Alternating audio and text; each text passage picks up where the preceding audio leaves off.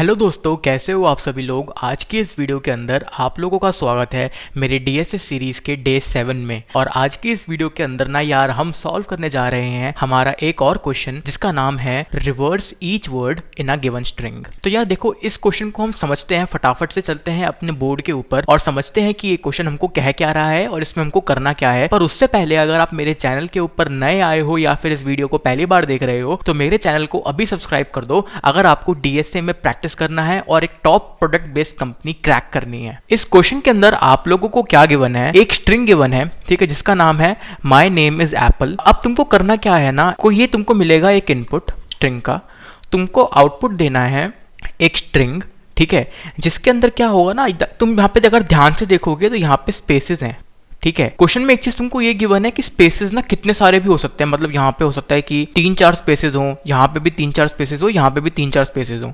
तो क्वेश्चन जो तुम आउटपुट प्रोड्यूस करोगे उसमें 2 वर्ड के बीच में ही स्पेस होना चाहिए और वो भी सिर्फ एक, मल्टीपल स्पेसेस नहीं होने चाहिए, ठीक है।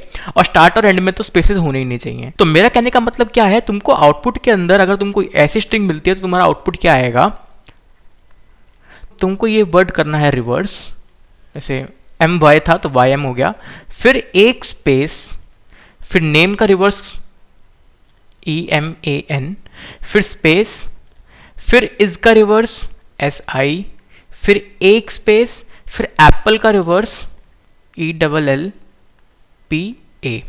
और लास्ट जो स्पेस है वो हमें इग्नोर करनी है क्योंकि हमें लास्ट में स्पेस लगानी नहीं है। तो इस इनपुट का ये आउटपुट आएगा। तो आपको क्या करना है, बेसिकली हर वर्ड को जो तुमको इस वर्ड तुम्हें हर स्ट्रिंग में गिवन है, तुम्हें सारे वर्ड को रिवर्स करना है और एक स्ट्रिंग फॉर्म करनी है और उसके अंदर मल्टीपल स्पेसेस नहीं होनी चाहिए, सिर्फ सिंगल स्पेस होनी चाहिए, वो भी 2 वर्ड्स के बीच में, स्टार्ट और एंड पे कोई स्पेस नहीं आएगी। अब आप इस क्वेश्चन को ट्राई करो सॉल्व करने का, मिलते हैं इसके सोल्यूशन के अंदर। अब मैं आप लोगों को बताता हूं कि इस क्वेश्चन को हम कैसे सॉल्व कर सकते हैं। तो देखो यार, तुमको ना ये वाली स्ट्रिंग गिवन थी, जैसे मैंने वापस से वही वाली स्ट्रिंग उठा ली है कि माय नेम इज एप्पल।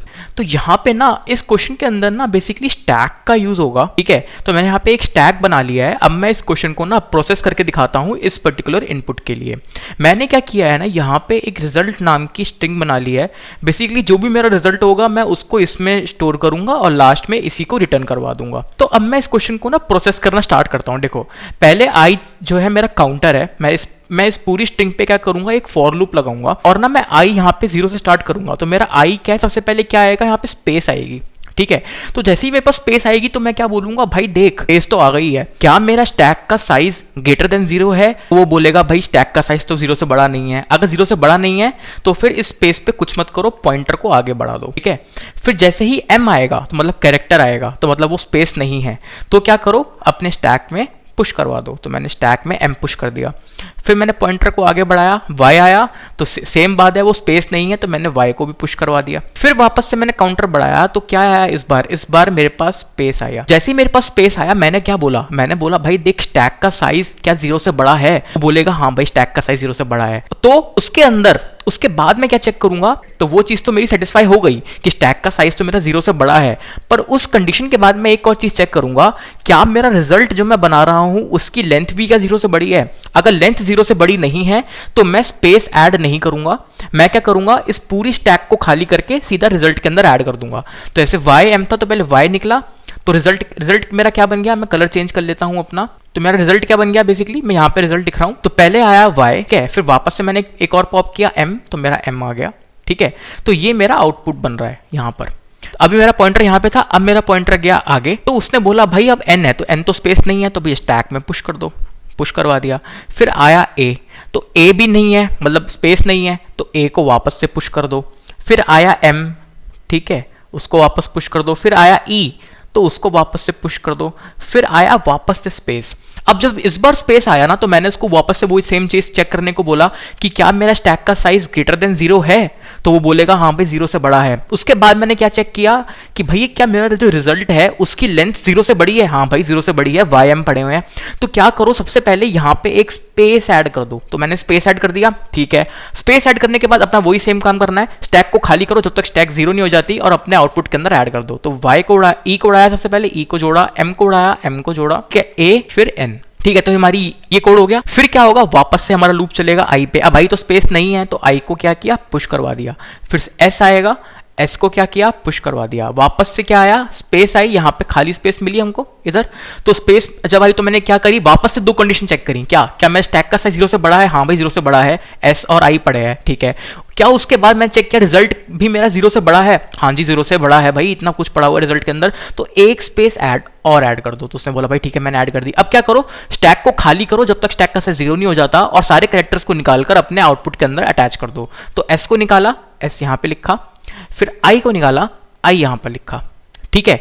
तो ये मेरा काम हो गया। अब लास्ट में क्या हुआ, मेरा जो पॉइंटर है वो आया ए पे, तो भाई वो मैंने ए पुश किया। फिर इसमें एप्पल है बेसिकली, तो सारे कैरेक्टर्स बेसिकली पुश हो जाएंगे, पी एल और फिर ई भी पुश हो जाएगा, ठीक है।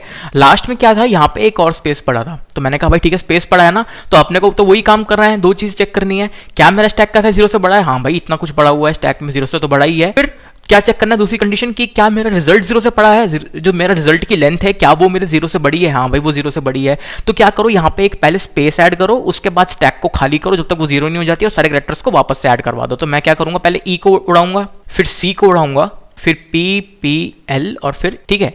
तो ये मेरा क्या कहते हैं, आउटपुट बन गया। जैसा तुम्हें चाहिए था वैसे आउटपुट बन गया। अब जो मैंने ये कंडीशन यहाँ पे लिखी है ना, कि ये वाली बात लिखी है कि अगर मेरा जो स्टैक का साइज है वो 0 है, फिर उसके अंदर मैं एक और कंडीशन चेक कर रहा हूँ, क्या मेरे रिजल्ट की जो लेंथ है वो 0 से बड़ी है, तो स्पेस ऐड कर रहा हूँ, वरना सिर्फ स्टैक को खाली कर अपने आउटपुट के अंदर स्टोर कर रहा हूँ।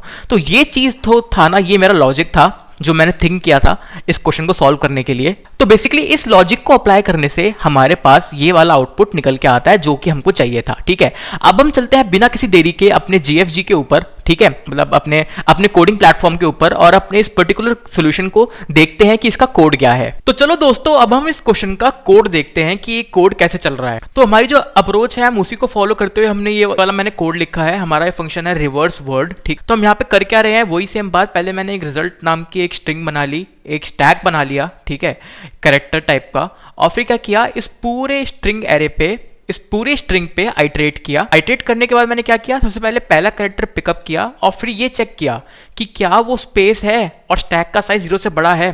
अगर ये नहीं है तो क्या करो, अपने स्टैक में पुश करवा दो। फिर मान लेते हैं कि अगर स्पेस कभी आई मेरे पास, तो मैंने क्या चेक किया, भाई स्पेस और स्टैक का साइज तो 0 से बड़ा है, पर क्या मेरा जो रिजल्ट है यहाँ पे, क्या उसकी जो लेंथ है वो फिर 0 से बड़ी है। तो मैं बोलूंगा हाँ, जो रिजल्ट का जो लेंथ है वो 0 से बड़ा है, वो बोलेगा हाँ भाई 0 से बड़ा है। तो क्या करो, पहले स्पेस ऐड करो, बाद में स्टैक को खाली करके अपने रिजल्ट में आंसर को ऐड करो। तो ये काम कब करना है, जब भी मेरे को अगर स्पेस मिलती है यहाँ पर अपने इनपुट स्ट्रिंग के अंदर और स्टैक का साइज 0 हो जाता है ना बेसिकली, तब मेरे को ये दो कंडीशन चेक करनी है। उसके बाद मेरे को अपना जो है लूप को आगे बढ़ाना है, ठीक है।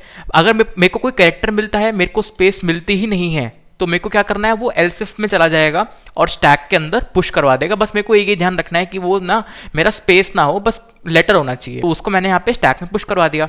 अब मान लेते हैं कि ठीक है, तो जैसे ही मेरा लूप पूरा खत्म हो जाएगा तो मेरे पास क्या होगा, रिजल्ट के अंदर आंसर पड़ा होगा। पर मान लेते हैं कि ना कभी कभी ऐसा भी होता है कि ना लास्ट में मान लो स्पेस ना हो। जैसे मान लो कि तुमको एक स्ट्रिंग गिवन है और स्ट्रिंग के अंदर क्या है, लास्ट के अंदर ना स्पेस नहीं गिवन है, तो उसमें होगा क्या ना, उस पर्टिकुलर केस के अंदर स्टैक तो भरा रहेगा पर स्पेस नहीं आया, तो इसलिए ये वाला कोड चलेगा ही नहीं। तो स्टैक के अंदर हमारा एक वर्ड रह जाएगा।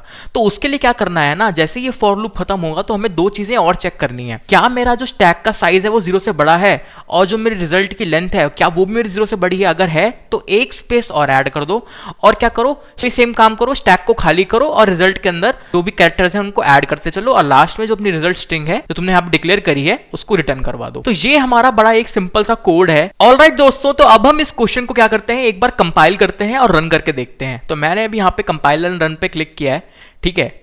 तो यहाँ पे हम देखेंगे कि कंपाइल कर रहा है रिजल्ट को। ओके, तो यहाँ पे इसने हमको रिजल्ट दे दिया लाके। तो पहला हमारा जो इनपुट था वो देखो कुछ इस तरीके से था, पहले I like this program very much, और लास्ट में स्पेस और शुरुआत में भी स्पेस था। और आउटपुट क्या निकल कर आया, ये पूरा जो वर्ड है ये सारे रिवर्स हो गए, और लास्ट में देखो स्पेस नहीं है, सिर्फ बीच में स्पेस है, ठीक है। तो हमारा जो आउटपुट है वो भी यही आ रहा है, और जो एक्सपेक्टेड आउटपुट है वो भी यही है, ठीक है। अब हम इस क्वेश्चन को एक बार सबमिट करते हैं। तो मैंने सबमिट पे भी क्लिक कर दिया है, ठीक है। तो सारे टेस्ट केसेस यहाँ पे दिखा रहा है ये, ठीक है दोस्तों। तो हमारे जो टेस्ट केसेस हैं वो सारे पास हो रहे हैं यहाँ पर। आपको ये वीडियो कैसी लगी मेरे को जरूर बताना कमेंट्स के अंदर, और आपको ये अप्रोच समझ में आई, या फिर अगर आपके पास कोई बेटर अप्रोच है तो मेरे को वो भी बताना। तब तक के लिए कीप प्रैक्टिसिंग।